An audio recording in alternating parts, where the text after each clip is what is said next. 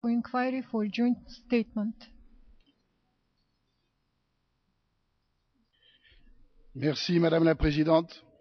Les souffrances de la communauté homosexuelle de l'Ouganda se trouvent aujourd'hui aggravées par une nouvelle menace pressante.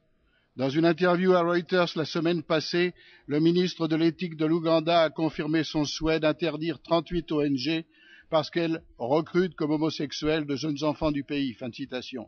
L'interdiction du fonctionnement de ces ONG dans le pays laissera la communauté homosexuelle déjà si vulnérable sans aucun soutien.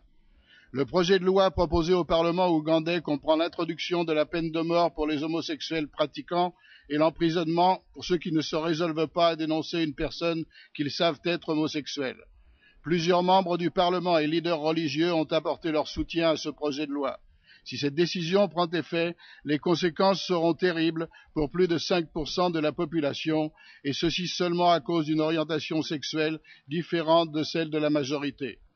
Déjà l'an passé a vu le meurtre de David Kato, le militant des droits de l'homme homosexuel. Si le Parlement ougandais adopte cette législation, il se trouvera condamné à juste titre par tous les États civilisés du monde.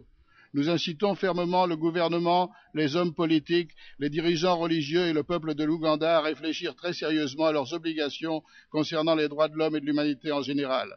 Madame la Présidente, on utilise trop souvent des textes religieux pour justifier la persécution de personnes homosexuelles.